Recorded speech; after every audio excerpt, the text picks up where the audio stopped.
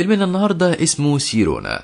تخيل لو عندك قوة خارقة ومهارات مميزة والكل عايز يسيطر عليك علشان بس يستفيدوا منك، هيبقى رد فعلك ايه؟ الفيلم بيبدأ بمشهد هروب سيرونا ودميان، اتنين عندهم قوة خارقة ومنظمة وناس مسلحة كتيرة بتطاردهم. ومش بس كده، ده القائد طلع أمر بالقضاء عليهم، فقرر دميان انه يتصرف وطلب من سيرونا انها تستخبى عند الصخور، وطلع هو اليوم يقتل في المسلحين لحد ما قضى عليهم كلهم، مبقاش فاضل غير القائد اللي وصل لسيرونا، وعلشان ما تهربش ضرب له طلقه في رجليها. ولما دميان شاف المنظر اتعصب ومسك في القائد وخنقه، وعلشان القائد يخلص منه طلع سكينته ضربه بيها ورماه في الارض، وبيقول له ان تجربه فاشله، ولان كان اهم حاجه عنده هو ان ياخد سيرونا، فسابه وقرب منها. دميان صعق بقوته الخارقه وقضى عليه، وخرجت سيرونا الرصاصه من رجليها وجرحها اختفى في نفس اللحظه، وقربت من دميان وحاولت تساعده، بس هو قال لها انه خلاص بيموت ولازم تهرب بسرعه، وادالها السلسله بتاعته ومات، وبيقول لها ان كل حاجه هتبقى تمام. وسمعت صوت حد وصل المكان وشاف الجثث، فاضطرت انها تسيب دميان وتقوم تهرب. وبينتقل المشهد لمجموعه مسلحين بيكونوا فريق من المرتزقه اسمه برافو، موجودين في مزرعه. وصلوا الاوضه كان مطلوب منهم ياخدوا منها شنطه، فاخدوها بكل سهوله، واكد لهم كامبل مراقبه الفريق ان الطريق امان ومفيش اي مشاكل.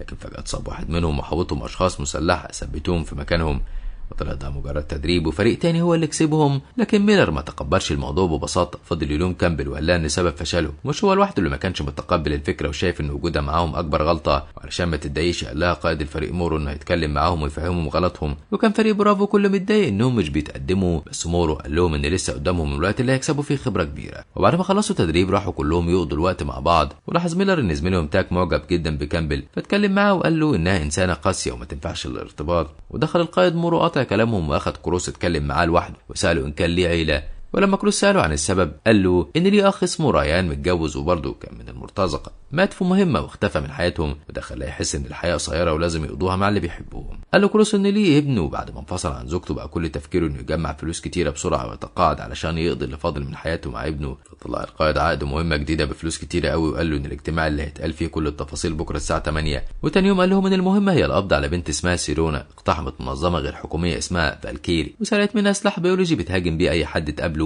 ومفيش أي صورة معاهم ليها. ورا لهم خريطة بآخر مكان كانت فيه، والمفروض تكون وصلت لحد فين دلوقتي، واكد عليهم ان محدش يقتلها لان فالكيري عايزه حيه، وانهى الاجتماع على كده. في الوقت ده كانت سيرونا لسه ماشيه لحد ما وصلت لبيت، فدخلته وجريت على الثلاجه شربت منها وطلعت اكل اكلته، وقفت تبص على الصور المتعلقه على الحيطه ونامت. اما كروس فبدا العمليه على طول، واخد فريقه وراح على اخر موقع كانت فيه سيرونا، وبداوا يستكشفوا المكان، وحدد لهم كامبل الطريق اللي مشيت فيه بناء على اثار الاقدام. بنرجع تاني لسيرونا، ولما وصل صاحب البيت اللي هي فيه خافت واترعبت منه، لكنه طمنها وعرفها بنفسه وقال لها ان اسمه كالفين، وحضر الغدا وعرض عليها تاكل معاه. والغدا كان عباره عن لحم وبيض، ودي كانت اول مره تشوف فيها الاصناف دي. حكت له ان دكتوره تورمان كانت كل يوم بتقدم لهم نفس الوجبه، ولما سالها بتقدم لها هي ومين، قالت له هي واخوها، ودلوقتي اخوها مات وهو بيحاول يحميها. فقال لها كالفين ان هو كمان كان عنده بنت اسمها اليزابيث ماتت بالسرطان، فقالت له يا ريتها كانت موجوده وكانت ساعدت في علاجها، بس هو قال لها ان ده مرض ملوش علاج.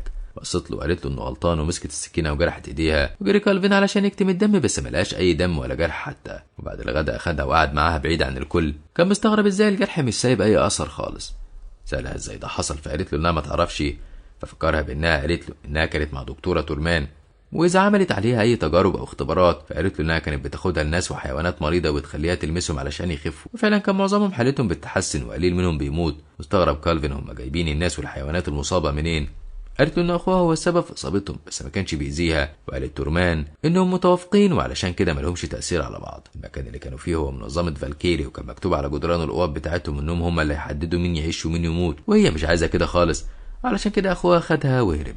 قال لها كالفين ان اخوها ادالها فرصه تعيش فيها حره، وعلشان كده لازم تحافظ عليها، وسابها وخرج علشان يشتري اكل من السوق، وطلب منها تقعد تستنى على بال ما يرجع. بمجرد ما خرج كان فريق برافو وصلوا للبيت واقتحموه ودخلوا عليها بالسلاح، ثبتوها وكتفوها وراحوا يفتشوا البيت. طلب كروس من ميلر انه يخرج يراقب الوضع مع كامبل، وقعد مع سيرونا يكلمها بس كانت رافضه الكلام. سابها وخرج اتصل بمورو قال له انه لقى بنت بنفس المواصفات اللي كان قايل له عليها، بس لسه مش متاكد ان كانت هي ولا لا. قال له مورو انها اكيد هي، وطلب منه يجيبها. قفل الخط معاه ودخل يكمل المهمه اللي كان فيها، وقتل كل سكان البيت، وطلب من المساعدين يخلوا الموضوع كأنه انتحار، وسابه وخرج. وبنرجع تاني لكروس اللي كان خايف يقبض على سيرونا وتطلع مظلومة أو مش هي، وبيتجادل مع ميلر. الوقت ده كان كالفين وصل ومسك تاك وحط المسدس على راسه، ودخل لباقي الفريق وهددهم علشان يرموا سلاحهم ويحرروا سيرونا. وأول ما حرروها طلب منها تقف جنبه، لما اتحركت استغلوا هما الموقف، وطلع ميلر سكينة حدفها على كالفين، ومسكوها تاني وكتفوه.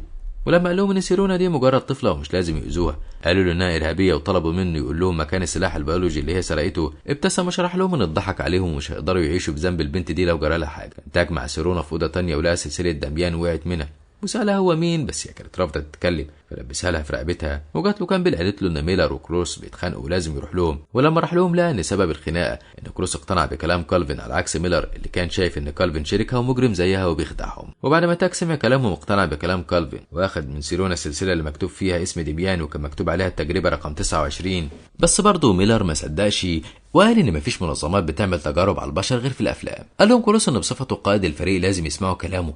طلب من تاك ان يخلي باله من سيرونا على بال ما يتاكد من كل المعلومات، بس برضه ما يدخلهاش لكالفين. وطلب من كامبل وميلر انهم يراقبوا المكان من بره، والكل نفذ كلامه. سالته سيرونا عن كالفين فقال لها انه بخير، ادالها سلسله اخوها دميان، وقتها حست انه انسان طيب ومش شرير. وسالته ان كان بيعمل معاها كده علشان يحميها من الاشرار، ما كانش فاهم تقصد ايه بكلامها.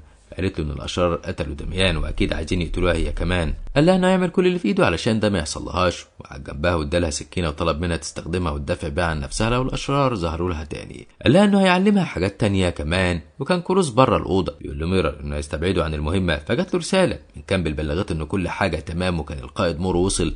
فخرج له كروس وقال له انه كان واثق فيه وفي قدرته وكان متاكد انه هينجز المهمه في وقت قياسي. وساله عن مكان سيرونا، بس كروس قال له انه عايز يتكلم معاه الاول، فرفض مورو انه يسمع، وكان كل همه انه يعرف مكان البنت وبس. فرد عليه وقال له انها جوه، بس الاول عايزين يتاكدوا انها تبقى بخير وانهم مش بيساعدوا الطرف الغلط. وطلب منه يسمع البنت الاول وبعدين ياخد قراره. وكان شارب ومساعد مورو كل ده رافع سلاحه على كامبل، وقال لها انه مورو هو اللي طلب منه كده علشان يعملوا نفسهم لانه شاكك في ولاء كروس، وعجبته الفكرة علشان يقللوا تقسيمة الفلوس ويبقى نصيبه أكبر. وبنرجع تاني لكروس اللي حكى لمورو عن كل شكوكه. وبعد ما خلص كلامه قال له مورو إن في معلومة كان مخبيها عليهم، وهي إن سيرونا هي نفسها السلاح البيولوجي، وإنها عبارة عن قنبلة موقوتة وقتلت جنود كتيرة ومن ضمنهم ريان أخوه، علشان كده لازم يقتلوها. ولما فكر كروس بعقد المهمة وإنهم يرجعوا بالسلاح، وبما ان هي اللي طلعت السلاح فلازم يرجعوها، قال مورو ان العاده مش مكتوب فيه انها لازم تبقى عايشه. كان ميلر واقف وسامع الكلام وسال مورو هو ليه خبى عليهم الموضوع ده. قال مورو ان لهم المعلومات اللي تهمهم وبس. كانت سيرونا جوه المبنى مع تاك قلقانه وحاسه ان في حاجه وحشه هتحصل. علشان يهديها علمها ازاي تستخدم القنبله وفهمها هي بتعمل ايه اصلا، لكن اترجت انه يخليها تشوف كالفين. ولما راحوا له لقيه مذبوح. اللي عمل كده هو واحد من فريق مورو وهو سيرا، والموضوع ساء اكتر بينهم، وحتى رفع مورو سلاحه على كروس علشان يعرف ينفذ اللي في دماغه. ولما تاك شافهم خرج يسال هو في ايه، بس سيرا ضربه بالرصاص، فاخد تاك سيرونا ودخل استخبى بيها. وقال شارب ان دي شرطه وكان هيقتل كامبل، بس سابته طلعت مسدسها وضربته رصاصتين، واحده في رجله والتانيه في كتفه. وفي مورو اتخانق مع كروس وخنقه علشان يقتله، فتدخل ميلر وطلب منه يسيبه، فخوفوا سيرا بالسلاح اللي في ايده وهدده انه لو ما بعتش هيقتله، وخلاهم مورو يقعدوا في الارض علشان يسيطروا عليهم.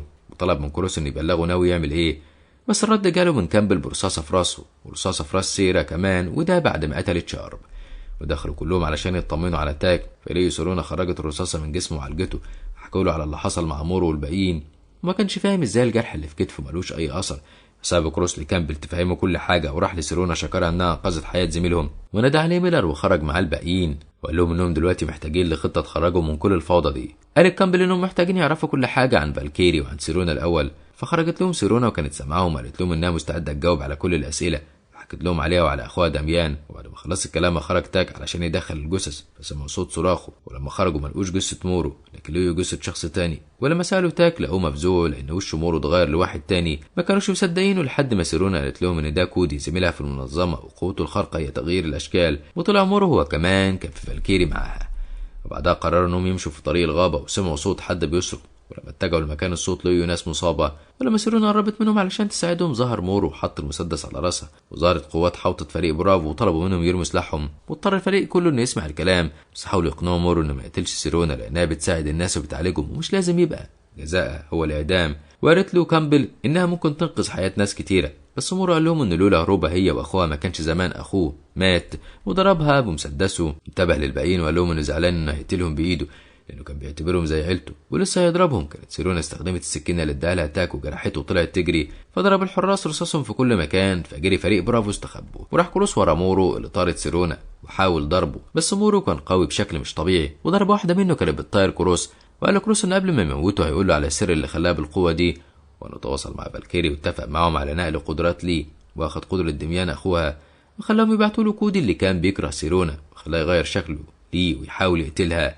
ولما ما عرفش جه الدور عليه انه يقتلها بنفسه وضربه، وطبعا لمسته ليه خليته يمرض، فطلعت سيرونا القنبلة اللي اداها لها تاك قبل كده وفجرتها فيه، وقعدت جنب كروس عالجته، لكنها لقت مورو جالها تاني ومسكها علشان يأذيها، بس هي قالت له انه مش هيقدر يأذيها، وكان معاه مسدس ضربته بطلقة منه ببطنه، وكان باقي الفريق قضوا على كل الحراس وراحوا علشان يساعدوهم.